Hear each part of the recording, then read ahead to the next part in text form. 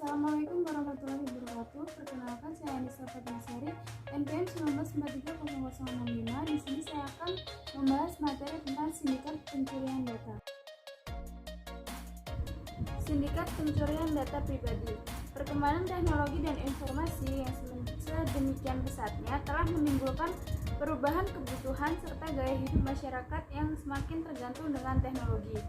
Perkembangan teknologi dalam kehidupan sehari-hari dapat dirasakan di berbagai aktivitas, terutama dalam situasi pandemi COVID-19 ini yang tidak bisa lepas dari teknologi, sehingga perlindungan data pribadi di dunia digital semakin penting karena penggunaan dokumen elektronik dan jaringan internet semakin meningkat.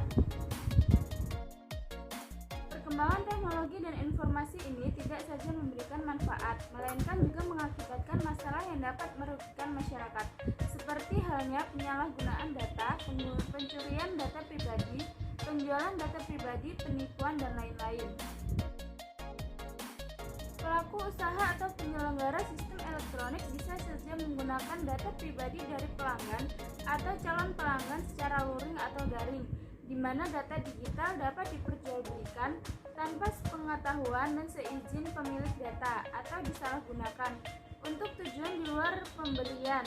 Penyerahan data pribadi digital bisa juga terjadi data pribadi yang terkoneksi dibajak, dicuri, dihack oleh pihak ketiga. Dengan adanya penyalahgunaan data pribadi, maka dapat terlihat adanya kelemahan sistem, kurangnya pengawasan sehingga data pribadi dapat disalahgunakan dan mengakibatkan kerugian bagi pemilik data tersebut. Penyalahgunaan, pencurian, penjualan data pribadi merupakan suatu pelanggaran hukum dalam bidang teknologi informasi dan juga dapat dikategorikan sebagai pelanggaran atas hak asasi manusia karena data pribadi merupakan bagian dari hak asasi manusia yang harus dilindungi. Berkaitan hal tersebut terhadap beberapa contoh kasus dalam penyalahgunaan data pribadi, diantaranya 1. Penyalinan data dan informasi kartu ATM nasabah atau skimming, di mana pelaku skimming melakukan penarikan dana di tempat lain. 2. Peminjaman online, di mana mekanisme transaksinya mengisi data secara online, akan tetapi dalam hal keterlambatan pembayaran tidak jarang menggunakan kolektor untuk melakukan intimidasi kepada nasabah, keluarga nasabah, pemimpin tempat nasabah bekerja, dan bahkan dapat mengakses data dari handphone nasabah. 3. Transportasi online, di mana konsumen mengalami pelecehan seksual melalui nomor WhatsApp.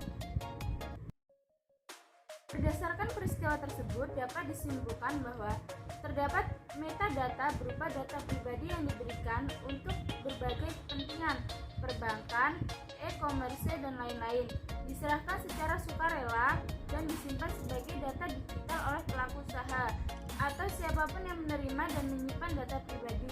Metadata rentan untuk disalahgunakan. Penerima menyimpan data atau dicuri, dihack pihak ketiga, dan terbuka disalahgunakan untuk tujuan-tujuan lain di luar kesepakatan.